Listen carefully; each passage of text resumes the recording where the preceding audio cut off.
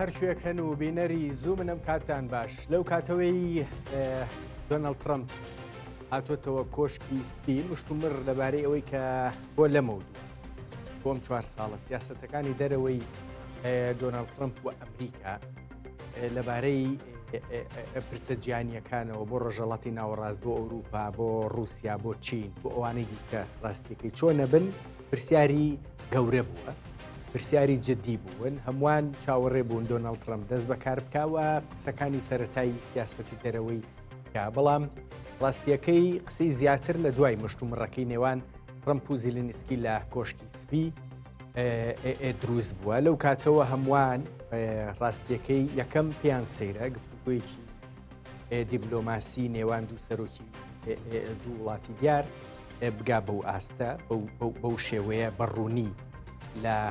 با بڵێن لە بەرچاوی میدیاکان ئەو قسە دیاری کراوانە بکرێت کە ئەبێ لە ژوورە داخراوەکانە ڕاستێکی بکرێن بۆیە لەو کاتەوە لە جیهان بەگشتیەوە بە تایبەتیش لە ئەوروپا قسەی دیاری کراو لەسەر سیاسەتی دەرەوەی ئەمریکا بەرامبەر بە ئەوروپا هەیە بە تایبەت ئەوەی کە با بڵێن ئەوەی کە لە ڕێی سەربازی شەو ڕاستیەکەی بەستنەوەیەکی نێوان ئەمریکا و ئەوروپا لە چوارچێوەی پەیمانی ناتۆیا هەیە و تایبەتیشە بە دڵنیاییەوە بە پرسی ئۆکرانیا و رووسیا شەڕی نێوان ئۆکرانیا و رووسیا بۆیە ئەوروپیەکان کەوتونەتە خۆیان کۆبوونێکی دیاریکراویان کرد لە لەندەن لە بریتانیا پێدەچێت پێنجشەمەش کۆبوونیەکی دیکە بکەن ئەمەیان بە دیاریکراوی لەسەر سیاسەتی بەرگری ئەوروپا قسەی تێدا دەکرێەوە پێدەچێت هەندێک پرسی دیاریکراو بە پرسە بەرگریەکان پرسی سەربازی ئەوروپا گفتوگوی لەبارەوە بکرێت کاتێکاڵین پرسی سەربازی نێوان ئەمریکا و ئەوروپا و ئەڵەی ناتۆ بە دڵنیاییەوە تورکیاش دێتە بەرباز و کە دەڵی تورکیا یەکسەر بۆ ئێمە بۆ کورد گرنگە تورکیاکێکە لە هێزەکانی چوارچێوەی بەڵێن هاوپەیمانی ناتۆ ڕاستیەکەی هەر کاریگەریەکی دیاریکراو لەسەر پێکەوە بەستویی و با بڵێن نزیکی وڵاتانی ناتۆ یان هەڵوەشانەوەی ناتۆ بە دڵنیایی کاریگەری لەسەر تورکیا ئەبێ بۆیە ئەکرێم ئەم پرسە پەیوەستی بە هەرێمی با کورد بەگشتیەوە هەبێ لەو نێوەندیا کە دەڵێن تورکیا دووبارە پرۆسی ئاشتی و پرۆسی گفتوگۆکان لەگەڵ ئیمرالی و کەندیل و ئەوەی هاتوۆتە گۆڕێ بە دڵنیاییەوە دووبارە دێتەوە بەرباز و کاتێکیش دەڵی سیاسەتی دەرەوەی ئەمریکا بەرامبەر ڕۆژهەڵاتی ناوەڕاست بە دڵنیاییەوە کورد دەگرێتەوە بە دیاریکراویش لە سووریا کە ئێستا مشتومڕێکی دیاریکراو لەبارەی داهاتووی سووریاوە هەیە و بەردەوامە بۆیە من هەموو ئەم پرسانە لەگەڵ پێکەوە ئەبەستمەوە ڕاستیەکەی و لەگەڵ دوو میوانە گفتوگۆی لەبارەوەکەم دکتۆر حەسەن ئەحمەد مستەفا پسپۆڕی پەیوەندیە نێودەوڵەتیەکان و شارەزای کاروباری تورکیا بە ڕێزیان لە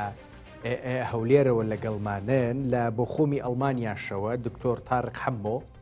توێژەر لە ناوەندی کوردی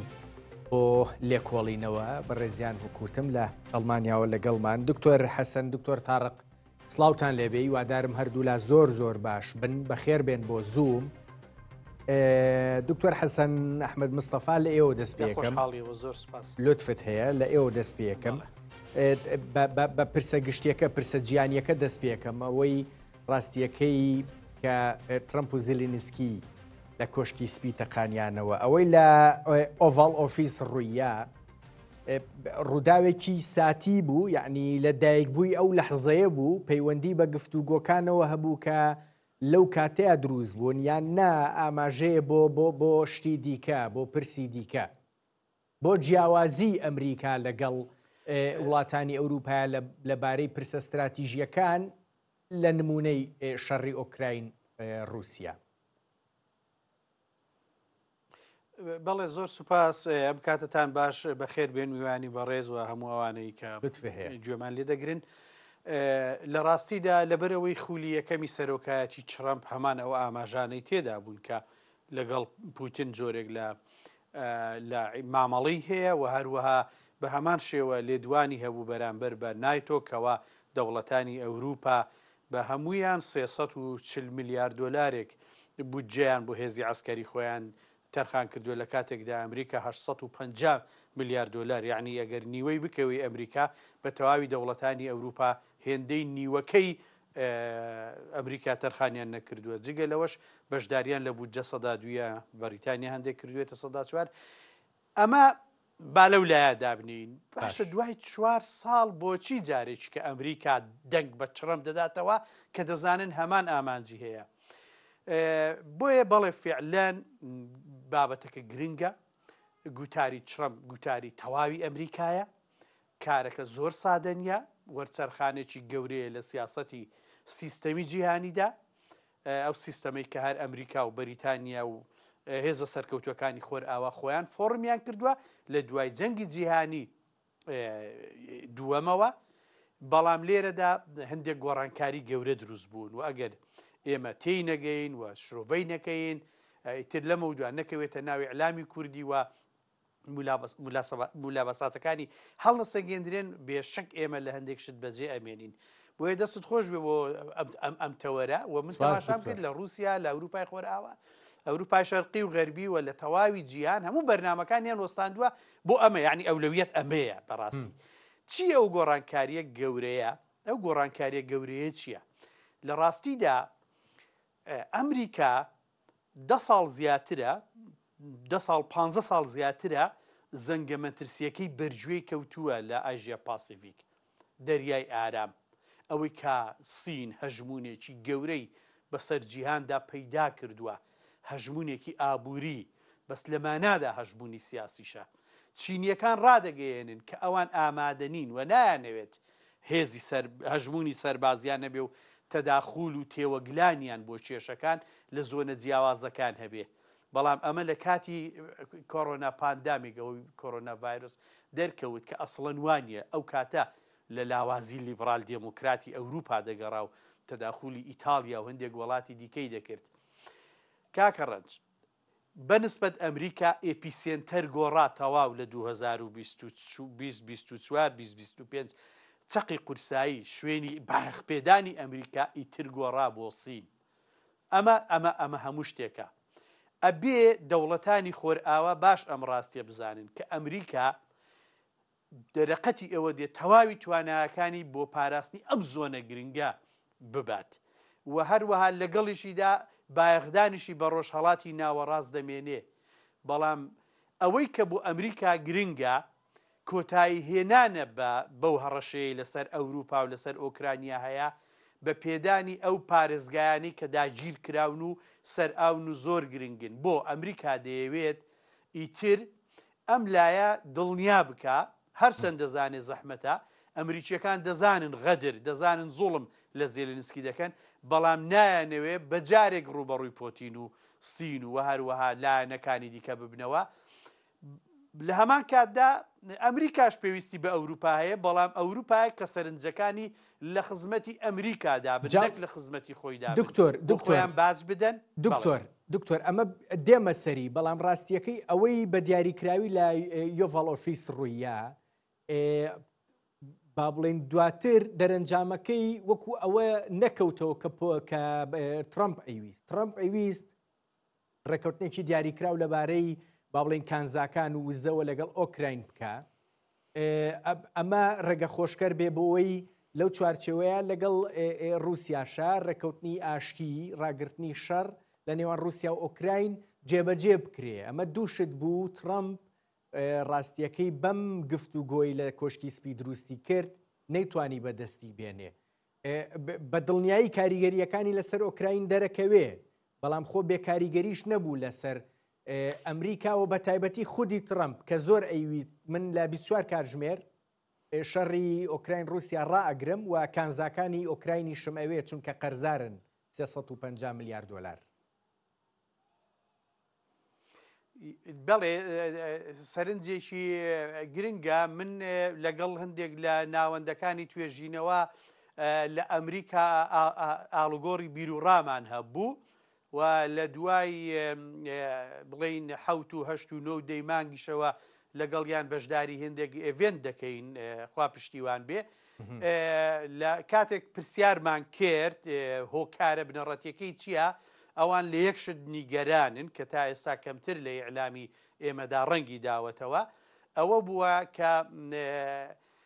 قسە کراوە لەگەڵ زێلنسکی کە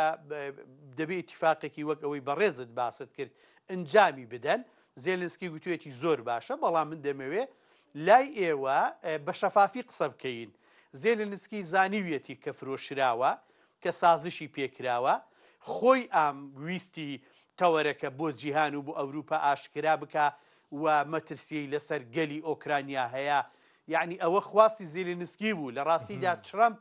بۆ ئەم شۆوە هێچگار ئامادە نەبوو و ئامادەش نەبوو، چکە ئەمە یەکەم شکستی پۆپۆلیزم و ئیشۆویستی یا شۆگەرایی ترەمپ بوو، لەبەر ئەوەی زێلنسکی بەهێز بەرامبەریان وەستایەوە لە کاتێکدا بە جێگرەکەی ئەڵێ دیبلۆماسیەتی چی، لە کاتێکدا کە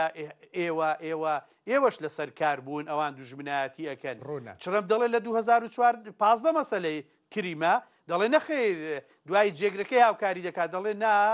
لە 2015 نا 14 دەڵێ من لەوێ نەبووم، دەڵێ بەڵێ تۆش زێلنسکی دەڵێ بەڵێ ئێوەش لەوێ بوونەوانی تریش. یعنی لێرەدا بەداخەوە پەی بەوە نەبراوە کە ئەوە زێلنسکی بوو کە کۆشکی سپی هەڵخەڵەتاند و تاکتیکێکی سەرکەوتوانەی کرد، مەسئولێتی مێژووی خۆی جێبەجێ کرد. لەوەش زیاتر زۆر باشە ئەوی اتفاقی کە کاگرنج لەوەش زیاتر دێمەوە سەری، بەڵام لەوەش زیاتر لە ناو کۆشکی سپیا پێی وتن وتی با بڵێن ئۆقیانوسی ئارام و جوانتان هەیە، بەڵام مەرج نییە ئێوە بەردەوام بە دوور بن لە مەترسیەکان. دێمەوە لا دکتۆر حەسەن، با دکتۆر تاڕقیش تاڕق هەمۆ بەشداری پێ بکەین. دەمەوە مەبەستی چ بوو بەڵێ. باش هیوادارم باش بی بەخێر بی بۆ زووم دکتۆر حەمۆ. ئەوروپا ترسێ، ئەوروپا با بڵێن تۆقیوە یان تەنها با بڵێن دۆخێکی ئاوارتەیە؟ نە، دۆخێکی ئاوارتەیە یان پانیکە، ئەوەی بەنگلیزی پێڵێن پانیک. باش gelek slav ji bo ewa û mêvanê birêz û temaşevan yanî bi rastî Ewropa niha yanî li hemberî rastiyê rastî diyar bû Ewropa wek yek kutle nikare dwarê eskerî di hemberî Rûsyayê raweste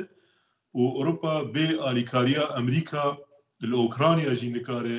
demek dirêj şer bike ji ber ku Ewropa zêde mesref li eskeriyê nadin. ev demek dirêjê Ewropa tam etimada xwe dayî ser Amerîka. Yani ew Amerîka li warê parastina Ewropa duwarê parastina nuklerî Amerîka Ewropa diparêze. Bargehên Amerîka li Ewropa tevayî hene, çekên nuklerî jî hene. Yani ew ji bo Rûsya bîye mîna metirsiyekê, mîna ew dibên redeh. Ji ber vêkê Ewropa heya qonaxa Trump xwe rehet didît, pêwîstî nedidît got bi milyara zêdetir li eskeriyê û li artêşê xerç bike. Lê niha piştî ev şerê Ukrayna dirêj kir û gelek kuştî û xisar û windahî çêbûn. Rûsya û Putin duwarê ekonomî, duwarê aborî de rehetin. Çimkî wek Ewropa texmîn dikir, wek Ewropa hêvî dikir Rûsya li warê aborî ekonomî têk neçû, Rûsya xurtir bû. Vêkê yanî bo demek dirêj Ewropa nikare bî şêweyî şer bike bê alîkariya Amerîka. Yani hewcedarî bi alîkariya Amerîkayê heye. دکتۆر تاڕق هەمۆ دەمێکی درێژ چەندە؟ ئەوروپا چەند ئەتوانێت بە بێ ئەمریکا ئیدارەی شەڕی ئۆکراین رووسیا بە و ئیتر لەو ماوێشە هەوڵێک بە بگا بە جۆرێک لە ڕێکەوتن شەڕ ڕابگرێ؟ تا چەند ئەتوانن ئۆکرانیا ئەوروپا بەرامبەر بە رووسیا بۆستن؟ Yani pêwîst em bêjin Ewropa ne yek kutleyî, ne yek dengê. Ewropa li gelek dewlet hene helwestî Fransa û helwestî Almanya esas nagirin. Yani Brêtanya li gel Amerîkayê, Orban Hungarya li gel Amerîkayê, Hollanda li gel Amerîkayê. Yani hin welat pêwîstî bi Amerîka dibînin. Lê mesela Almanya ji bo ku zêdetir mesrefê li artêş û eskeriyê bike îro biryarek hat dayîn ku li 400 milyar euro bo damezrandin û durustkirdin û xurtkirin ya artêşa nû bêtê terxandkirin. اف 400 مليار پرنی زور يعني بو المانيا جبرجو بريا سالكي لأو حكومتي سبيدي وزيري باراستني قوت ام 1 مليار يعني صندوقك 1 مليار شيكن بشتيوي بو صندوقك ل 2 مليار يعني 10 مليار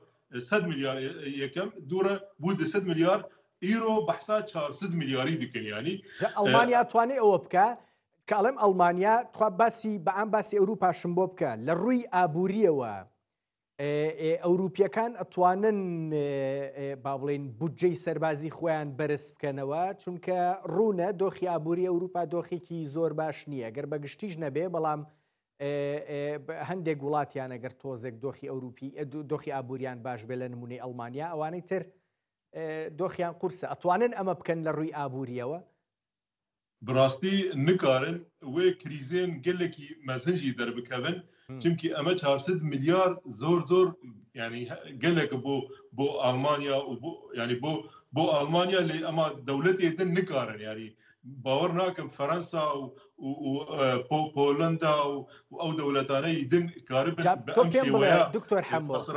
لا اوروبيا كان لبريطانيا جيشنا هيجي دياري كراو لباري سربازيوا هیچی وا دیار نییە کۆبوونەوە وە قسەیان کرد پشتگیری ئۆکراینیاشیان دووپات کردەوە وتیان بەردەوامە بین بەڵام لە ڕووی بڕیارێکی استراتیژی بۆ پرسە سەربازیەکان هیچی وا دیارە لای لە کۆنگرەکەی لەندەنەوە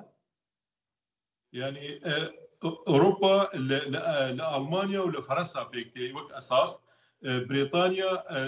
دجمناتي روسيا ديك راستي بلان لأو برياري استراتيجي بريطانيا تبي أمريكا يعني تبي أوروباي نها فرنسا بريارك ذاك بيت ألمانيا الواري النوكليري بباريس يعني كان بومبي النوكليري بين بو ألمانيا يعني بو ألمانيا بجهبك جبو باراستني ألمانيا وتواهي أوروبا لديجي روسيا لأزباور دكم فرنسا نكار يعني أو هزا فرنسا تنهي جو كاربي دواري باراسنا نوكليري تواهي أوروبا بباريزه حوجداري بأمريكا هي هجر أوروبا أمريكا دركت أوروبا بتنها سريخ وما أو زور كريز شيء ببن جبرجو يعني 450 مليار مبلغ كي قال لك يمزنه وكريزين أبوري طيبت لألمانيا تواهي أوروبا يدر كابن جبر فيكي يعني بيستي بأمريكا هيادن بوتين وروسيا حسابي أوروبا ناكي يعني أو مترسي لأوروبا تنية يعني بوتين نج أوروبا دترسي بوتين لأمريكا دترسي رونا جيم ولات دكتور حمو گفتگوی زیاترەکەین ڕاستیەکەی قسە لە بارەی ئەو کۆبوونەوەیەکەین پێنجشەممە قەرارە بکرێەوە ئۆرسولا ڤۆندەرلاین ئەڵێ پێدەچێ پلانی سەربازیمان هەبێ خەینە ڕووە قسە و باسی لەبارەوەکەین دکتۆر حەسەن دێمە لای تۆ باسی ئەو قسەی زێلێنسکیمان کرد کە لە ناو کۆشکی سپی لە ئۆڤاڵ ئۆفیس بە ترەمپی وتوتی ئۆقیانوسەکانتان جوانن بەڵام مەرج نییە تا هەتایە بەو ئارامیە بمێنێتەوە مەترسیەکان لە ئێوە دووربن وتت پێتەڵێم بۆچی وای وتووە مەبەستی چی بووە بەڵام قسەیەکی دیکە کێسە لە ناوەندە گیانیەکانە باسی یەکرێ ئەوەیە کە سیاسەتی ئەمریکا سیاسەتی با بڵێن کشانەوەیە لە پابەستی ئۆقیانوسی ئەتلەنتیک لەگەڵ ئەوروپایە ئەمە تا چەند ڕاستیەکەی ئەکرێ شتێک بێ ئەمریکا بتوانێ ئەمە بکە بیەوێ ئەمە بکە زوو نییە بۆ قسەیەک لەو بارەیەوە دەزانی سەبارەت بە ویلایەتە یەکگرتووەکانی ئەمریکا لە هیچ ئۆقیانوسێک پاشەکشە ناکە ئەمڕۆ هێزی زاڵی دەریایەکانە لە هەموو وڵاتەکان لە هەموو ئۆقیانوسەکان و لە هەموو ناوەندەکان و پشتێنەکانی سیاسەت و بەریەکەوتندا دەمێنێتەوە بەڵام ئەوەی کە گرنگە هەر ئەوەی کە زێلێنسکیش گوتی و ئەوەش کە چەقی قورسایی سیاسەتەکانی ئیپیسێنتەری سیاسەتی ئەمریکی ئەمڕۆ بۆ یەکەمین جار لە دوای جەنگی ساردەوە بەم هەموو تەدابیرەوە بەم هەموو حیسابەوە دەچێتە دەریای ئارام ئەوەیە جێی باسەکە لە ڕاستیدا سەبارەت بە ویلایەتە یەکگرتووەکانی ئەمریکا ئەمڕۆ زۆر بەلایەوە گرنگە کە لە ناوچەکانی دیکەی بەریەککەوتێن ئۆقیانوسی جا ئاتلانتیکت دەوێت لە دەریای ڕەشت ئەوێ دەریای ناوەڕاست چۆن ناوی لێ ئەنێ هەمووی بەسەریەکەوە دەریای سوورە ئێرانە ئەوەیە دەیەوێت هەموو ئەو ناوچانە ئارام بکە تاکو ئەوەی بتوانێت لە بەرامبەر سین بوەستێتەوە و تەدابیری سیاسی ئابووری هەژمونی هەموو ئەوانەی دروست بکە ئەوەی لێرە داویستی ترەمپ یا ئەمریکا ویستی بیکە من پێم باشە بڵێم ئەمریکا لەبەر ئەوەی کۆی ئەمریکا ئەمڕۆ لەو هەژمونێ سین دەترسێ لە ڕاستیدا بە قوربانیکردنی ئۆکرانیا بوو بەڵام بە قوربانیکردنی ئۆکرانیا یەکەم هەڕەشەیە لەسەر ئەڵمانیا لە ڕووی ترادیشناڵەوە لە ڕووی لێگەسیەوە لە ڕووی USSR لێگەسی یا مەسەلەن لە ڕووی سایکۆلۆژی لە ڕووی ئەوەوە بۆیش کاکە دکتۆر باسی کرد جوان باسی کرد گوتی تەدابیری ئەتۆمی لە ئەڵمانیا دائەنێن لەبەر ئەوەی چونکە ئەوڕۆ مەسەلەی ئەتۆمی خۆزگا بەرنمەیەکتان بۆ تەرخان کردبایە مەسەلەی ئەتۆمی چۆن مەسەلەی پارسەنگڕادەگرێت زۆر مهمە لەکوێ ئەتۆمدانرا ئەتۆمی بەرامبەر کۆتایی پێدێنێت چکە ئێمە چەمکی دڵنیایی لە ناوبردنی دڵنیایی بەرامبەرمان هەیە چکە کاتێک دوو هێزی ئەتۆمی بەرامبەر یەک دەبێن کە هەردووک دەوڵەت هەیبێ واتە هیچیان نیانە بۆچی هیچیان نیانە تێگەیشتنەکە ئەوەیە ئەگەر بێت و رووسیا تەواوی ئەڵمانیا لەسەر خەریتە بسڕێتەوە تەنها یەک سەبمەرینی هەبێ یەک سەبمەرین دەتوانێت تۆڵەی خۆی بکاتەوە کەواتە ئەڵمانیا نەیتوانی ڕوس نەیتوانی لە ئەڵمانیا بدا بە هەمان شێوە ئەوانیش ناتوانن لەبەرەوەی ئەوانیش سەبمەرینیان زۆرم پێخۆش بوو باسی ئەتۆمت کرد من ئەم ڕۆژتێکم خوێنەوە ناوەندێکی ئەمریکی بڵاوی کردبووە نیگەران بوو لە شێوازی مامەڵەکەی دۆناڵد ترامپ ئەڵێ تەبەن ترامپ زیاد لە جارێک گوتی ئەبوو سپاسمان بکەیت جەی دیڤانسیش هەمان قسەی کرد ئەو ناوەندە ئەمریکیاڵە نەخێر ئێمە بێ سوپاسی ئۆکرانیا بکەین کاتی خۆی لە ڕێکەوتنی بۆ دابێستا وامان لێکرد دەست لە ئەتۆمەکەی بەربە ئەتۆمێک کە دروستکردنەوەی بە چەند تریلیۆن دۆلارێکی ئەوێ ئەوە ئێمەی نەبێ سوپاسی ئۆکرانیا بکەین وامان لێکرد وتمان پاراستنی ئەمنی لەسەر ئێمە واز لە ئەتۆمەکەت بێنە ئەنی ئەم هینەش هەیە ئەم قسێش هەیە کاکرێ لە ئەم ڕیتۆریکە دروستە بەڵام ویلایەتە یەکگرتووەکانی ئەمریکا حیسابی 2026 دەکەن کە ئیتیفاقی ئەوەی ئەتۆمی ئەوان لەگەڵ رووسیا کۆتایی پێدێەوە ڕووسەکان دەیانەوێت دکتۆرینی ئەتۆمی بەرامبەر لایەنەکانی کە بەکاربێنن بەس ئەوەی کە هەیە لە ڕاستیدا حەقیقەتێکە یعنی ئێمە لە پسپۆڕی خۆمانەوە قسە دەکەین لەبەرەوەی مەسەلەی چەکی ئەتۆمی بەشێکە لە پەیوەندی نێو دەوڵەتیەکان یعنی لقێکی قورسی پەیوەندی نێو دەوڵەتیەکانە چەکی ئەتۆمی پارسەنجی پەیوەندی نێو دەوڵەتیەکانە هێزی پەیوەندی نێو دەوڵەتیەکانە کاریگەریەک هەموو شتێکێتی لەبەر ئەوە کاتێک لەم پسپۆریەوە ئێمە قسە لە چەکی ئەتۆمی دەکەین رووسیا وەک ئەوەی چەکی ئەتۆمی بەرامبەر ئەڵمانیا و فەڕەنسا نەبێ مادام ئێستا ئەڵمانیا لیگ دانرایە نەبێت ئەوە عەزلەشی لەسەر لا دەچێت ئەڵمانیا هێدی ئەوەی کە هەیە لە ڕاستیدا ئێمە دەبێت ئەم ڕاستیە بزانین کە ویلایەتە یەکگرتووەکانی ئەمریکا بەدیلی نییە بۆ پاراستنی ئۆکرانیا و ڕاگررتنی رووسیا بەڵام ئەمریکا بڕیاری داوە بڕیارێکی قوڵی داوە کە بە سازش دەیەوێت ڕووس ڕابگرێ دەیەوێت ئەوروپیەکان قوربانی بە خۆیان بدەن دەست لەسەر برینی خۆیان دابنێن قبولی بکەن دوجار هەر ئەوە ئەچێتە سەر دکتۆر حەسەن هەر ئەوە ئەچێتە سەر بە کورتی پێم بڵێ لێرە دیار نییە چی دەچێتە سەر لە بەرەوەی ئەوروپیەکان ئەم جارە دەیانەوێت کۆ ببنەوە و هەندێک بڕیارات بدەن بەڵام وەکو کاک دکتۆریش باسی کرد زۆر زەحمەتە ئەوان بەدیلی ئەمریکا بن خۆ لە جەنگەکانی دیکەشدا ئەوروپا نەیتوانیوە رووسیا لە بەرگی شۆعیەت دایز و ڕابگرێ یان تەنانەت هیتلەر ڕابگرێ یان کەسێکی کە ڕابگرێ ئەگەر مەسەرەن هەموو بەیەکەوە نەبوو بن بەڵام ئەوەی کە من دەیبینێم ئەمە قسەی منە هەچە من لەگەڵ پێشببینی نیم واگریمانە دەکەم زۆر بە بەهێزی ئەمریکا دەبێ لەو سازشەی لەگەڵ رووسیا هەیەی و نیگەرانکردنی تەواوی ئەوروپا هەندێک بەگدا بنێ و دۆخەکە لەگەڵ سین هەندێک جارێ ئارام بکاتەوە زلینسکیش هەر ئەوەندەی ویست بێ ڕێکەوتنەکەین شەڕیش ڕاگرین بەڵام هەندێک زەماناتی ئەمنیمانەوێ بۆ ئۆکرانیا نەزیا نەکەم دێمەوە لات دکتۆر دێمە وەلات دکتۆر حەمبۆ پێتان وایە باست لە ئەگەری کشانەوەی ئەمریکا کرد لە ئەوروپا ئەگاتە ئەوە ڕاستیەکەی ئەوروپا بڵێن ئەمریکا لە چوارچێوەی هاوپەیمانەتی ناتۆیە هێزی دیاریکراوی لە هەندێک وڵاتی ئەوروپی هەیە ئاماژەکان بەرەو ئەوەن کە ئەمە کۆتایی پێبێ ئەم بوونی ئەمریکا لە ئەوروپا یان چۆنن لە ئەوروپا چۆن باسەکرێ ینی وەک ئەس دخینم بڕاستی ئەوروپا تایبەت ئەڵمانیا شێوەیەکی نەبەر پرسیار نێزیکی ترامپ و نێزیکی ئەمریکا نێزیکی ئەم گوهرتنی استراتیجی دەبێت ینی لە جێگە 400 میلیار بۆ ئارتێشێ تەرخان بکەن و لە ئارتێشێک نو ئاوا بکەن ئەتوانێ هەڤکردنێکێ ینی پەیمانێکێ لەگەڵ ترامپ و لەگەڵ ئەمریکا چێ بکە بۆ ینی ئەمریکا هەبوونا خۆی عەسکەری زێدەتر بکێ و ئەمریکا ئەوروپا بپارێزێ چونکی ئەس باوەڕ ناکەم ئەوروپا دکارێ بە ئارتێشێکی گرد و چێ بکە دکتۆر حەمەوە قسەکانیان وا دەرەکەوێ ئەوروپیەکان قسەکانیان وا دەرەکەوێ سەربارەوەی هەندێک نیگەرانن لە مامەڵەکانی ئێستەی ترامپ ئەمریکا و خۆیان ئامادەکەن لە ڕووی سەربازیەوە خۆیان بەهێزتر بکەن و پێنجشەمەش کۆنگرێکی دیاریکراوە کرێ ئۆرسولا ڤۆن دەر لاینەڵێ بەنیازم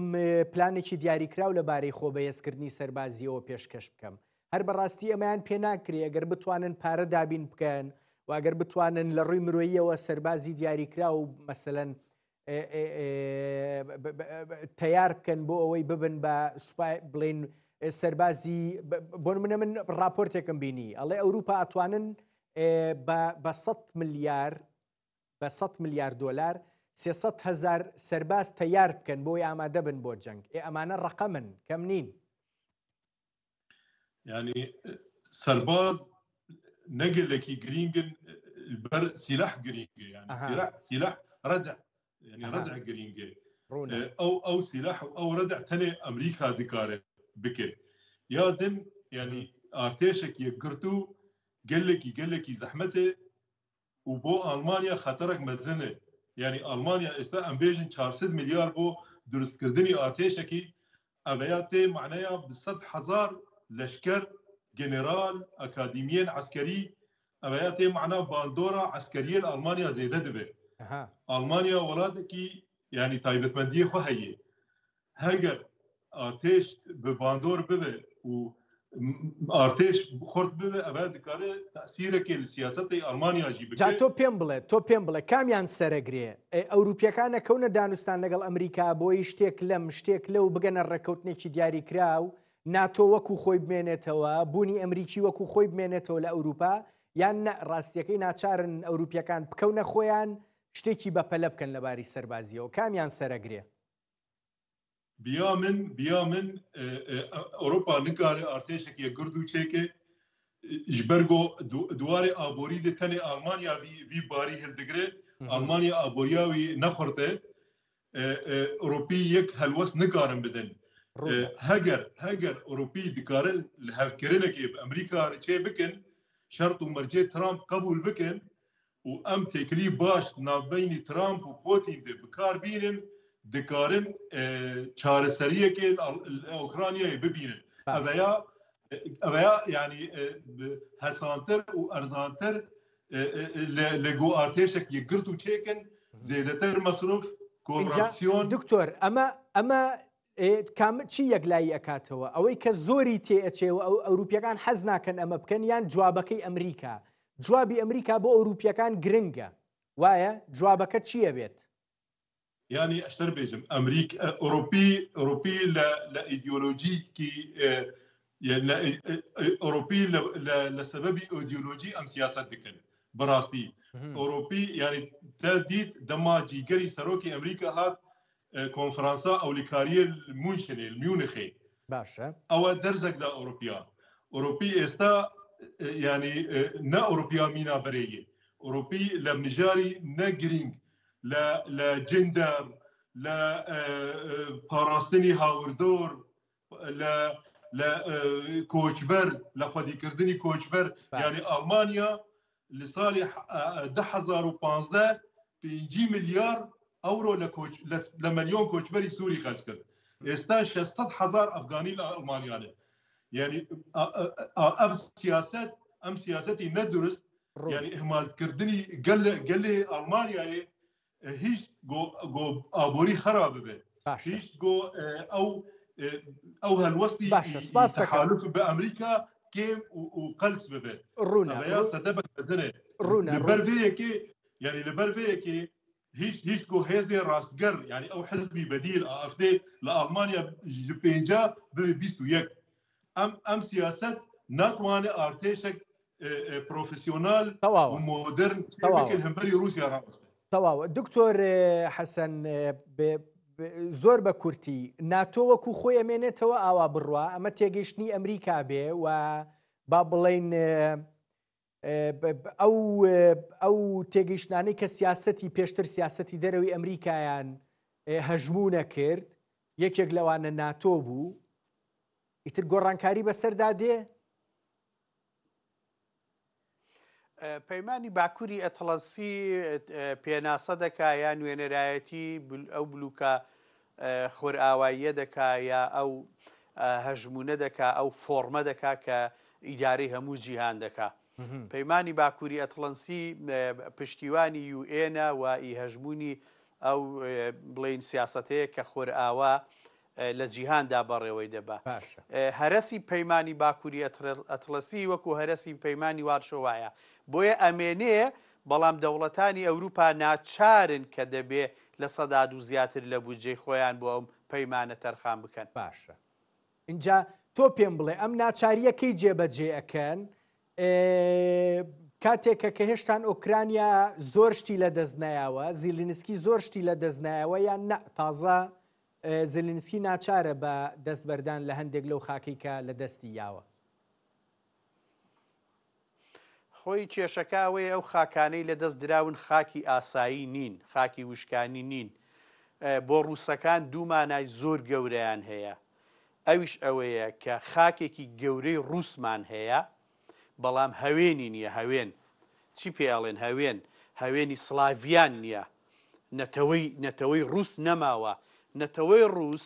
ئەوەی کە ڕوحی دەوڵەتی ڕووس دەپارێزێ لەو شوێنەیە کە ئێستا لە ئۆکرانیا گرتوویەتی یعنی قەزیەکە ڕوحە قەزیەکە ئیدیۆلۆژیە قەزیەکە چارەنووسی نەتەوەیە قەزیەکە ئەوە نییە کە بەتەنها بێ ئەو خاکانە بە ئیخۆی بزانەیان نا تۆ تەماشاکە تۆ ئەتەوێ مەسەلەن لە پانتایەکی گەلێک گەورە ڕەنگێک بەکاربێنی بەڵام هەموو ڕەنگەکانت هەیە ئەو ڕەنگەی کە دەتەوێت نیتە ئەو ڕەنگەی کە پێویستە بۆ ئەوەی کە ئەم پانتای پێڕنگ بکەی ناتمێنێ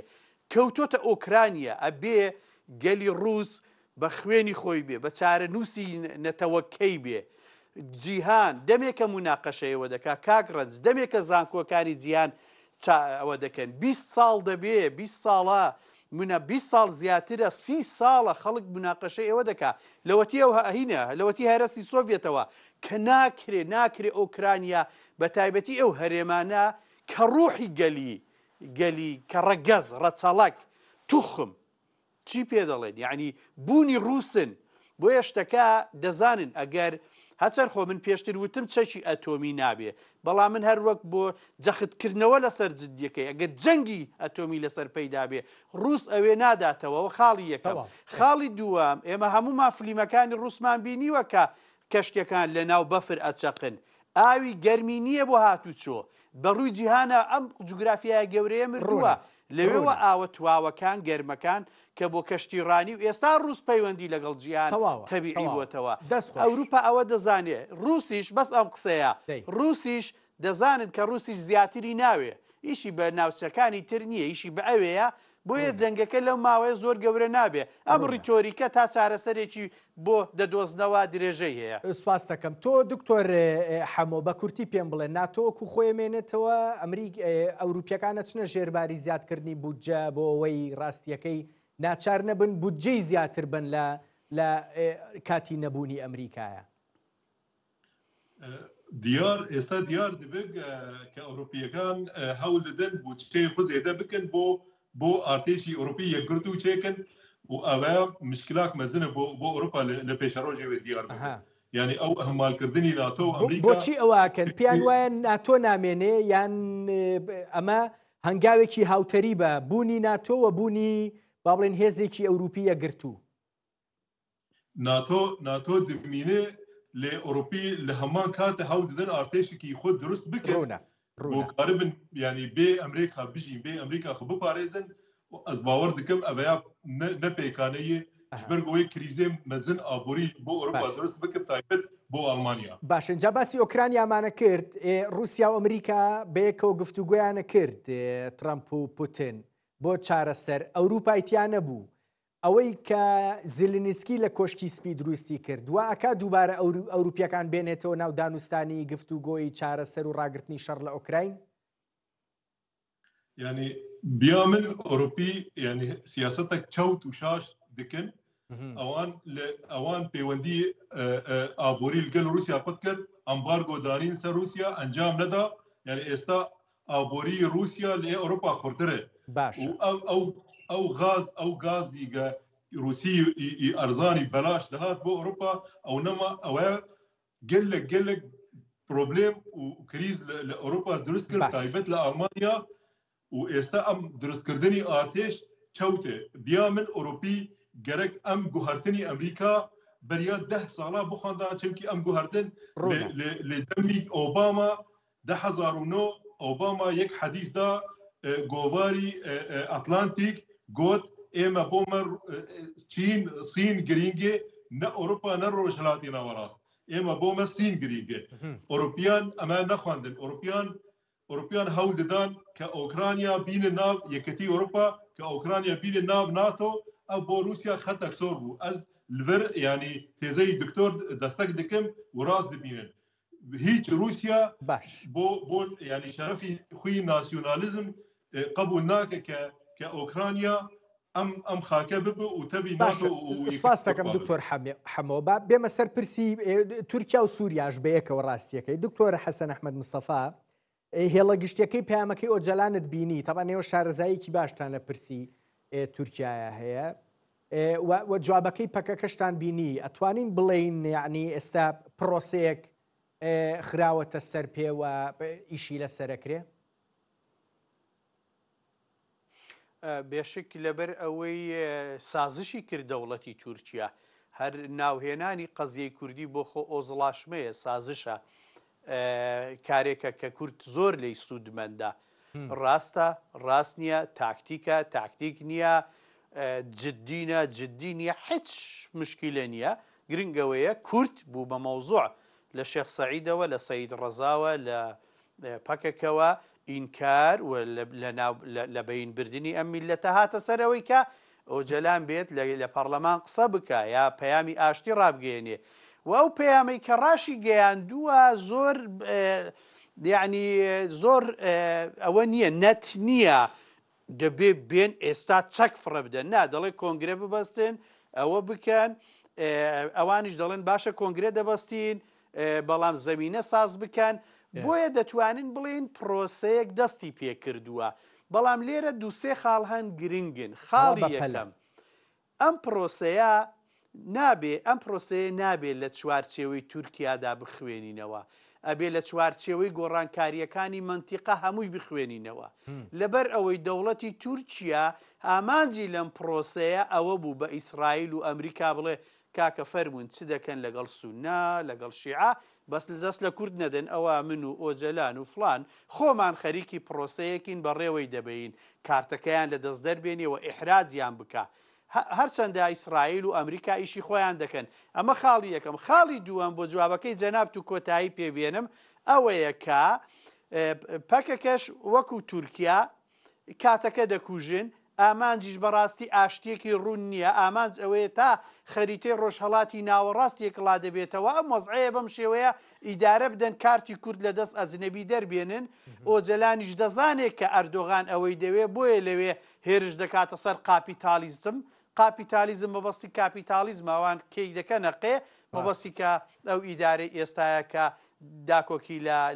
لە ئیسرائیل دەکاوە دەیەوێ ناوچەکە بگۆڕێ کارتی کوردیان لە دەست دەربێنێ باشە دکتۆر یەک شتم پێ بڵێ ڕاستیەکەی بەڕێز ئۆجەلان با بڵێن پەیامەکەی بە ناوی پرۆسەی ئاشتی وە کۆمەڵگەی دیموکراسی بوو. پرۆسەی ئاشتی مەبەستی چەکدانانەکەیە، ئەوەی کۆمەلگەی دیموکراسیش بە دڵنیاییەوە ئەو هەنگاوانن کە بێ دەوڵەتی تورکیا بینێ بۆ کرانەوەی زیاتر بەڕووی کورد و پێکاتەکانی دیکەیە بۆ بە دیموکراسی بووە. ئەم دوانە لە کاتێکا کوردیش و تورکیش با بڵێن دەوڵەتیش سیاست لەگەڵ یەکتریاکەن وەکو تۆ وتت کاتی پێدرێژەکەنەوە. ئەم دوو ویستە دانانی چەک وە کرانەوە و دیموکراسی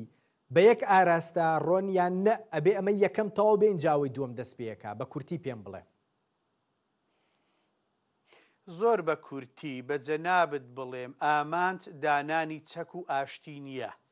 ئامانج ئەوەیە کە ڕۆژەڤێکیان کردەوە کارتی کوردیان لەدەست کۆمەڵگای ئەوەی کە دەیەوێ بەڵانسێک لە ناوچەکە دروست بکات دەرهێنا. ئیتر کە دەریان هێنا بەڵام کورد میلەتێکی بەهەیبەتە لە تورکیاش. کورد میلەتێکی گەورەیە پرۆسەکەی بۆ خۆی خستە خزمەتی خۆی ئیتر جارێ ئەڕوات و دەبێ هەرو کێشەیەش چارە سەر بێت. باشە دکتۆر حەمۆ تۆ پێم بڵێ ئەم پرۆسەی ئاشتیە شتێک ئاگری لە ڕۆژاوای کوردستان دوورخستەوانێ بە دڵنیایی تورکیا فشاری زۆری لەسەر کوردی ڕۆژاوای کوردستان هەبوو هێرشیە کرد هەموو شتێک ئەمەی کە ڕاگەیەندرا و جۆرێکە لە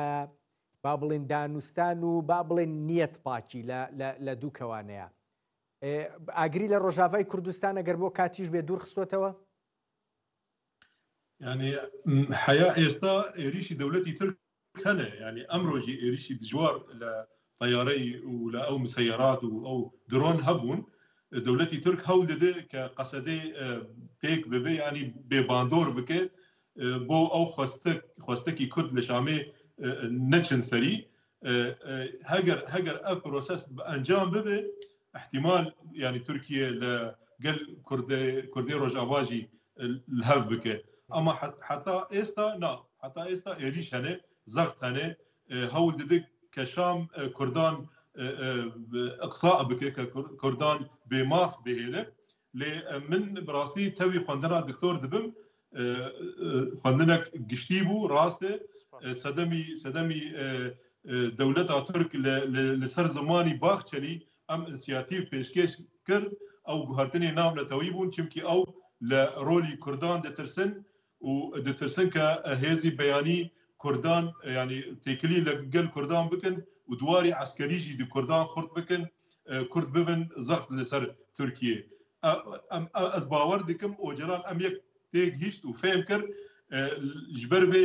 Ocalan got civakî demokrat êsta yekem gav demokratîzekirtinî Tirkiye duyem gav konfederalî an jî federalî an jî rêveberiyek herêmî çimkî yani Ocalan têzeya konfederaliya demokratîk pêşdixist lê baweriya me em gava di dav Sisiyayê êsta Ocalan dixwaze Tirkiye Kurdan binase و او امبارگوی سیاسی و او شرط و مرجین زحمت لسر سیاستی مشروعی کرد را بکه قاوی دیم باکوری کردستان وقت فدرالی ور ناس کرن یعنی هر دا عالی سیاست دکن و یعنی اوی خوی راست اشکال پلی خوی کرتی خو اشکال ناکن رونا یعنی گرچوک نخویا ڕوونە دکتۆر حەسەن کاتم زۆر کەماوە بەس حەزەکەم ڕێی تۆ بزانم زۆر بە کورتی ئەوەی کە تورکیا ئەیویست کارتی کورد بە دیاریکرایش زۆر مەبەستی ڕۆژاوای کوردستان بوو دیارە ئەتوانێ با بڵێن وا لە ئەمریکا و ئیسرائیل بکە ئیتر هیچ عیلاقەیەکیان پێوە نەبێ یان نەخێر ئەوان زۆر باشە زانن سووریا شتێکی دیکەیە ڕۆژاوای کوردستان شتێکی دیکەیە بە کورتی زۆر بە کورتی ئەوەی لە کۆشکی سپیر ڕوویدا لە نێوان دۆناڵد ترەمپ و زێلێنسکی ئەمەشی گۆڕی ئێمە دەبێت تەماشا بکەین ئایا ویلایەتە یەکگرتووەکانی ئەمریکا ئەمریکا لەو دیبەیتەی کە دروست بووە لەگەڵ ناتۆ ئەو بەریەکەوتنەی هەیە ئیشی چی بە تورکایە ئەگەر بێت و دیشی بە تورکیا بێ ئامادەیە دۆناڵد ترەمپ کارتی کوردی بە قوربان بکە ئەگەر لەم گۆڕانکاریە ئەو ڕۆژە ڕوویدا ئیشی زۆر بەو شێوەیە بە سەرۆک کۆمار ئەردۆغان و دەوڵەتی تورکیا و لەشکرەکەی و مەوقعەکە و جۆ سیاسەکەی نەبێ قەزیەی کورد دەستە پێش بۆیە لەم دقەیەوە تەحلیل بزر دەبێت کا دەکەم لەم دقەیەوە دەبێت ئێمە تەماشا بکەین دیبەیتی ئەمریکی و ئەوروپی چی لێدێ لە نوێوە جارێکی کە تەماشا دۆخی کورد لە سووریا بکەین دەبێت چاوەڕوانی ئەوە بکەین دوای ئەوەی کۆشکی سپیچی ڕوودەدا نابێت دوای ئەوەی کۆشکی سپی ئێمە بە هەمان ئەو تۆنی پێشوو سووریا بخوێنینەوە. اینجا من ئەم قسەی تۆ بە تەواتی وەرەگرم بەڵام یەک پرسیار لە دکتۆر حەمەوەکەم لەم نێوەندە ویستە ئیسرائیلیەکە بۆ ئەوی لە سووریا چیە گوزەرێ ویستێکی بەهێز نییە سەرباری ئەم بێنەوبەردەی نێوان ئەمریکا و ئەوروپا ویستە ئیسرائیلیەکە چی بە کوردی بە کورتی بە دڵنیاییەوە بە کوردی جوابیتەوە بەس بە کورتی بڕاستی من دەخواست ببێژم ڕۆلی ئیسرائیل زۆر گەورەیە چونکی ئیسرائیل ئێستا لە سووری دەولەتێکی فەدرال دخوازێ و هێزی ئیسلامی النصرة والقاعدة قبول ناکێ و باندۆری تورکیەژی لە سووری قبول ناکێ یعنی تورکیە پیلان دکرد بارگەهی عسکەری چێ بکرد حمص و حەما و دیمەشق ئەو ئیسرائیل دەستور نادێ چونکی ئیسرائیل ئێستا تورکیە مینا خەتەر مینا ئیران پێم بڵێ فیدرالی بەس بۆ دروزەکانەوێ ئیسرائیلیان بۆ کوردیش بۆ پێکاتەکانی دیکەش بە کورتی هیچ کاتم نەما بەێ ئیسرائیل بێگومان هەوڵ دەدێ و زەختە لە ئەمریکاژی دیکە کە فدرالی وەرە قبولکردن لە سووری سواس دەکەم دکتۆر تارق حەمۆ توێژەر لە ناوەندی کوردی بۆ لێکۆڵینەوە لە بۆ خۆمی ئەڵمانیاوە دکتۆر حەسەن ئەحمەد مستەفا سپۆڕی پەیوەندیە نێودەوڵەتیەکان و شارزای کاروباری تورکیا زۆر سواس بۆ تۆش دەستت خۆش بێ بەدوعا زۆر سپاس.